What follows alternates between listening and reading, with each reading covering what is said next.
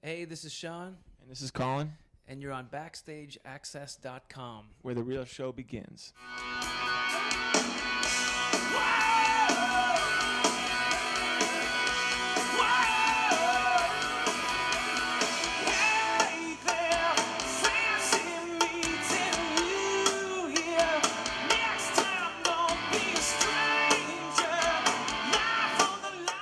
BackstageAxxess.com. We're here at the beautiful Artpark with none other than Trews, and we're going to introduce the guys to you.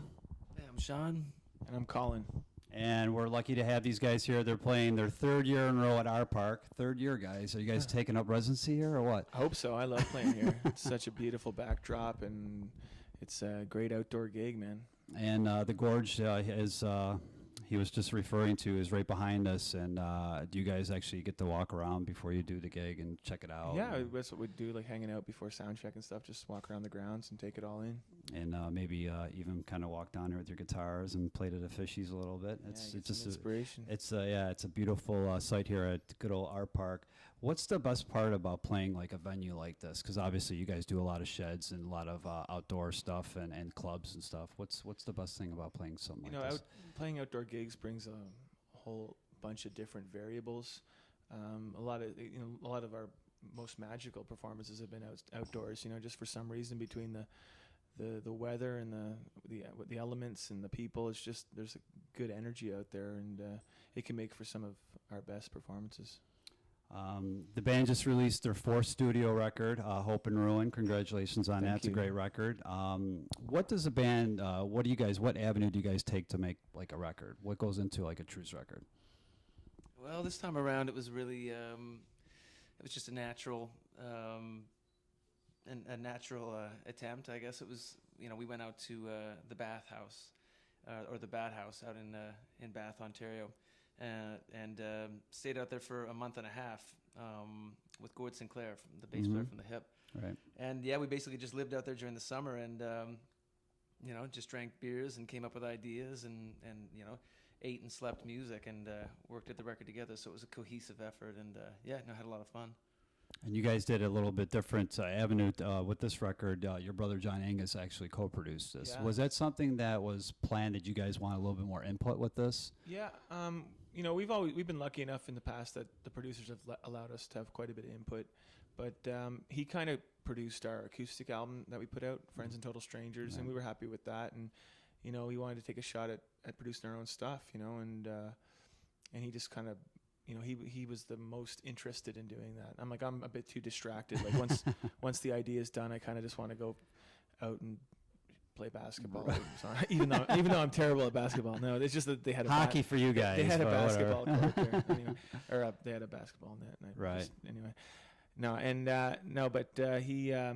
He was definitely into hanging around and getting all the sounds and doing all kinds of interesting overdubs. And him and Gord Sinclair were both really into it, and they were really did a good job, I think. And it was a really fun album to make. It didn't feel like work.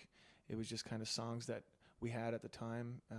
Everybody brought in an idea, and we just sort of sat around the living room in there and just kind of let it happen. Right. And so it was cool. And the inspiration, like what goes into like a Trews song? How do you guys like put it together? It always starts with either John Angus or Sean or Jack or I coming in with a musical idea. Either it's just a little idea, or it's an idea that's halfway there, or it's an idea that's 3/4 of the way there, and we all just sort of sit around and kind of work on it, and get riffs going. And then what we do is once we had that done, we'd sit in the living room and kind of hash out these ideas, and then we'd go in and hook up all the guitars and get the drums going, and we just jam on it till it started to feel really good, and then we'd record it. And, do you guys block time? Is this something that you guys like, okay, well, this is the time we're going to do to make a record, or is it just come like, okay, I got an idea, I'm going to jot this down? I think we're always all kind of collecting ideas as we just live our lives, whether it's a guitar lick or a lyrical idea or a melody. And, when it comes time to record, everybody kind of brings in something. I think that's the way we'll go about it from now on, because that's the way we did Hope and Ruin. And it was really a fun, organic way to go about things, as opposed to, obsessing over trying to write a hit song, and you know, co-writing with other writers, and like just trying so hard. Right. And we just gotta, you know, as long as the Trews are gonna go, we'd like to just sort of be the Trews, and I think it's a talented band, and everybody brings a lot to the table, so we might as well be using our own natural resources. The World I Know was just released as a second single. Sean, do you guys, how does who picks the singles? Is it the record company or do you guys? I think it's a little bit of both. You know, we like that song a lot. It's a good little rocker, and I don't think the record company didn't turn their noses to it either. You know, it was a mutual agreement. If we were vehemently against something, we wouldn't put it out. You know, but we like all our songs. You know, we'd put them all out as singles if we could. So it's pretty easy for us. The band just released an EP, kind of live from Montreal. Can you guys tell us about that? That was a last minute thing. It was actually really cool. We went to the iTunes store in downtown Montreal, and Montreal's one of the greatest cities in Canada, and probably the greatest city in Canada. It's awesome, and it's fun to play in. And we went up and did the top floor of the Apple store, and we were just rocking up there, and we recorded it. Kind of just didn't even know it was going to become a live thing. So we released it as kind of a bonus live little playing some of the new songs and stuff, and it's cool. But that probably takes a lot of pressure off you guys, because it's like maybe knowing this is gonna be taped, so you guys don't want to screw it up. But just I was across the street at the pub just having beers, like playing basketball, right? Time to go record the thing. Yeah, basketball. It was a bad. I meant walk in the woods. All I can picture when I'm at the bathhouse is when I was getting bored in the studio, I'd go out and they'd have a basketball net in the driveway, and I would just shoot hoops and miss them all. So.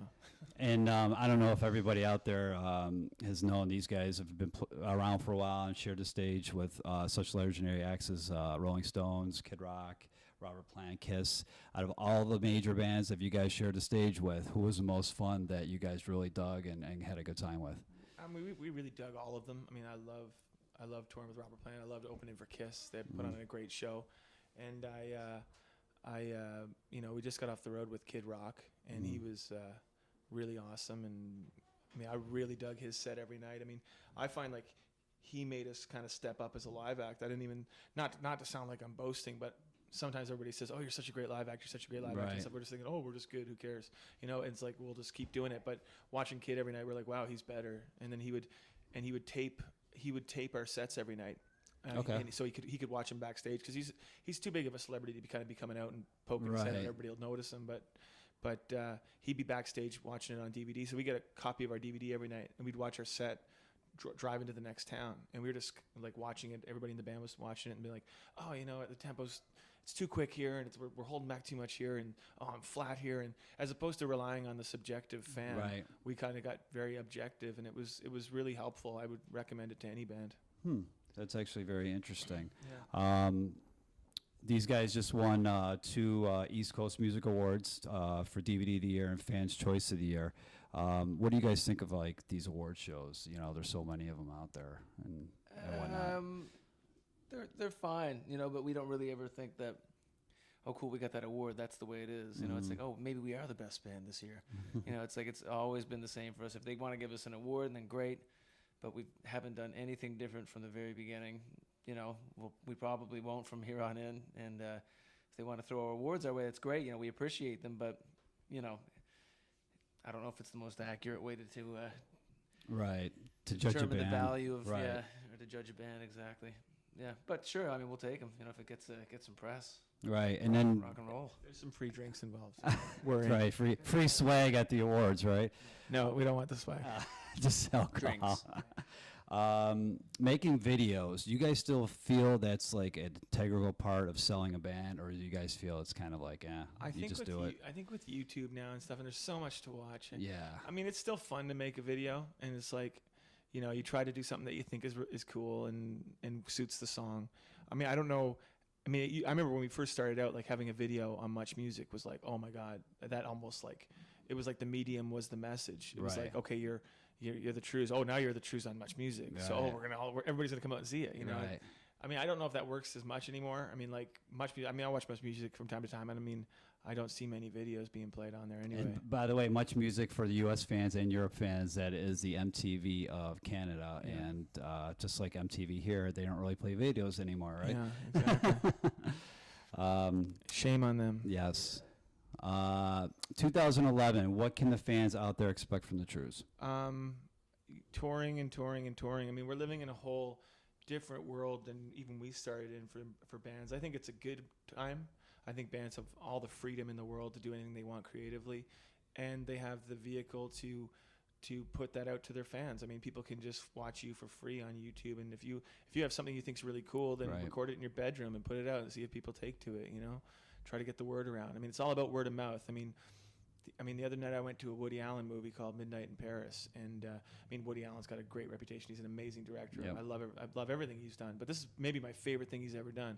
And as soon as I saw it, I went and I told like 4 or 5 of my friends, hey, you got to go see this movie because it was just such high quality. It was such a great movie, and the script was great. And I think the same goes for bands. I mean, the challenge for bands is be one of those bands that people are going to leave talking about. Right. People are going to tell their friends. They're going to be like, man, this band, and they're really cool. Like, Grassroots still works. And you got to bring that, enthusiasm as a band. As long as you're working as a band, whether it's in front of 10, 20,000, or if you're just playing to 100 people in Wisconsin. I mean, whatever, just bring it. Well, definitely you want to check these guys out live. If you haven't seen these guys live, they definitely bring it. They have plenty of shows coming up, I believe, this summer, right? We're doing all festival stuff. Okay. And more dates will be announced this year? Yeah, we're going to be going to Australia on September 13th for a month. And then we're going to be heading over to the UK for a couple shows in November. And then we're going to take a bit of time off, and I think we're going to do some more American touring, and then Canadian touring in the new year, and then who knows? We'll see after that.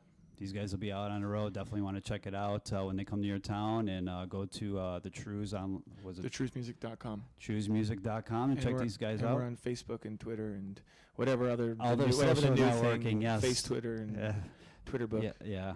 Definitely check these guys out when they come to your town, and BackstageAxxess.com. Thanks for checking us out.